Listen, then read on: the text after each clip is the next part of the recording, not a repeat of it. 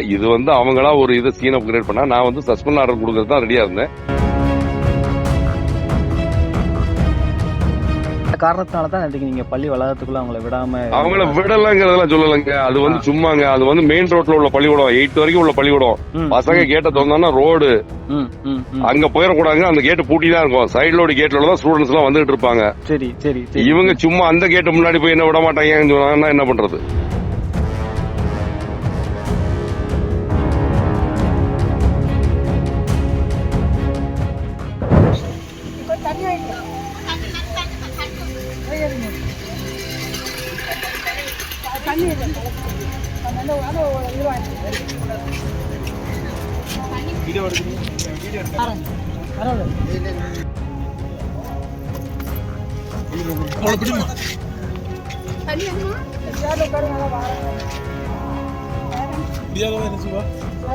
வணக்கம் அருள். 20 வருடங்களாக பணியாற்றிய தலைமை ஆசிரியரும் இந்த வருடம் நல்லாசிரியர் விருது வாங்கிய தலைமை ஆசிரியர் அவர்களுக்கு பள்ளி வளாகத்திற்குள் அனுமதிக்காத தாளாளர் குறித்த செய்தி வெளியாகி பரபரப்பை ஏற்படுத்தியிருக்கு.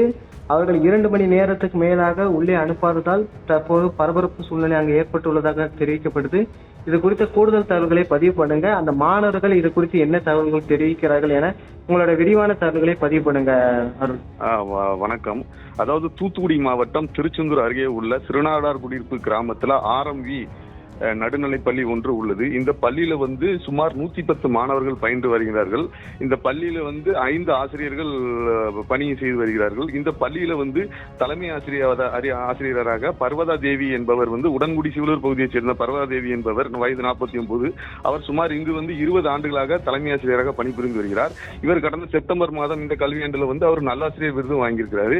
இந்த நிலையில இந்த பள்ளியோட தாளாளராக தற்போது, அதாவது கடந்த ஆண்டு 2021ஆம் ஆண்டு திருநாடகுடிப்பை சேர்ந்த ராஜன் என்பவர் தாளாளராக பொறுப்பேற்கிறார். இந்த ராஜன் பள்ளி வளாகத்தில் இருக்கக்கூடிய ஒரு 12 சென்ட் இடத்தை ஆக்கிரமித்து தனிநபருக்கு விற்க முயற்சி செய்துள்ளார். மேலும் அந்த இடத்தை விற்பனையும் செய்துள்ளார். அதற்கு இந்த தலைமை ஆசிரியர் பர்வதா தேவி எதிர்ப்பு தெரிவித்திருக்கிறார். அதாவது இந்த 12 சென்ட் இடத்தை விற்பனை செய்யும் போது அங்கு பள்ளி மாணவர்களுடைய, அதாவது ஆண்களுடைய கழிப்பறை மற்றும் அவங்களுடைய விளையாட்டு மைதானம் இருக்கு. இதை மாணவர்களுடைய எதிர்காலத்தை பாதிக்கும் அப்படின்னு சொல்லி அவங்க சொல்றாங்க. இதனால அந்த ராஜன் என்பவருக்கும் பர்வதா தேவிக்கும் இடையே ஒரு மோதல் ஏற்படுது. இதனால இது குறித்து பர்வதா தேவி பள்ளி கல்வித்துறைக்கு தெரிவிக்கிறாங்க. போலீசார் இவரையும் கூட்டு சமாதானமா பேசி அனுப்புறாங்க. அதனை தொடர்ந்து ராஜன் அதாவது இப்போ நேற்று கோடை விடுமுறை நிறைவு பெற்று பள்ளி தொடங்கி இருக்கு. ராஜன் தலைமை ஆசிரியர் பர்வதா தேவியை பள்ளிக்குள் விட மாட்டேன் அப்படின்னு சொல்லி இருக்கிறாரு. இந்த நிலையில நேற்று வழக்கம் போல பள்ளி தொடங்கியது. பணிக்கு பர்வதா தேவி செல்றாங்க. காலை 8:30க்கு அந்த பணிக்கு செல்றாங்க. பள்ளி முன்னாடி அவர் என்ன பண்றாரு, வெளி கேட்டை பூட்டி வச்சுக்கிட்டு மற்ற மாணவர்கள் பின்பக்கமா அனுப்பிக்கிட்டு, ஆசிரியர் அனுப்பிக்கிட்டு பர்வதா தேவியை மட்டும் உள்ள விடாம தடுக்கிறாரு. இதனால பர்வதா தேவி சுமார் ஒரு 2 மணி நேரம் காத்திருக்கிறாங்க. உடனே அவங்க மயங்கி விடுறாங்க. இதனை அடுத்து அங்க இருக்கிறவங்க அவங்களுக்கு தண்ணீர் கொடுத்து உதவி செய்து மறுபடியும் பர்வதா தேவி காத்திருக்கிறாங்க. சுமார் 4 மணி நேரம் காத்திருக்கிறாங்க.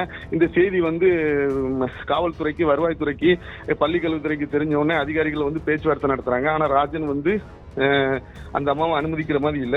உடனே மாவட்ட கல்வி அலுவலர் பேச்சுவார்த்தை நடத்துறாரு. அப்போது மாவட்ட கல்வி அலுவலர், காவல்துறை மற்றும் வருவாய்த்துறை பேச்சுவார்த்தை நடத்தும் போது அதனை படம் பிடித்த செய்தியாளர்கள் ராஜன் தரப்பினர் தாக்குறாங்க. அதனை தொடர்ந்து மாவட்ட கல்வி அலுவலர் பேச்சுவார்த்தை நடத்தியும் உடன்பாடு ஏற்படல. அதாவது பள்ளி தாளாளர் பர்வதா தேவியை நாங்க அனுமதிக்க மாட்டோம், ஸ்கூல்ல பணிபுரிய கூடாதுன்னு சொல்றாங்க. இந்த நிலையில 110 மாணவர்களுக்கு கூடிய பள்ளியில நேற்று சுமார் 40 மாணவர்கள் தான் பள்ளிக்கு வந்திருக்காங்க. என்ன காரணமாக சொல்லப்படுது அப்படின்னு நமக்கு பார்த்தோம்னா, தலைமை ஆசிரியர் இந்த பள்ளியில தான் இருக்குன்னு சொல்லிட்டு எதிர்ப்பு தெரிவிக்கிறாரு தாளாளர்னு சொல்லிட்டு சுமார் 70 மாணவர்கள் பேரண்ட்ஸ் பள்ளிக்கு அனுப்பலன்னு சொல்லியும் பேசப்படுது. மேலும் இது குறித்து மாவட்ட ஆட்சியர்கிட்ட நம்ம கேட்டோம். மாவட்ட ஆட்சியர் என்ன சொன்னாருன்னா, டிஓ கிட்ட விசாரணைக்கு சொல்லியிருக்கோம். இதனை அடுத்து முதன்மை கல்வியாளர், அதாவது மாவட்ட முதன்மை கல்வியாளர் இன்று விசாரணை நடத்துறாரு. ராஜன் தரப்புகிட்டையும் ஆசிரியர்கிட்டையும் விசாரணை நடத்தி விசாரணைக்கு பிறகு ஒரு முடிவு எடுக்கப்படும் என தெரிவிக்கப்பட்டது.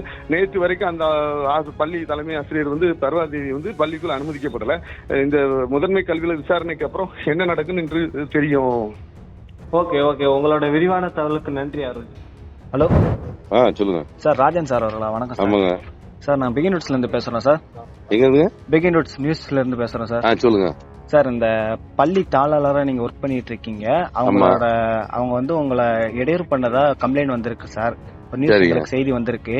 சரி. அது நீங்க எப்படி பாக்குறீங்க? நீங்க வந்து பள்ளி சொத்தை வந்து அபகரித்ததா அவங்க மேல கம்ப்ளைண்ட் கொடுத்திருக்காங்க.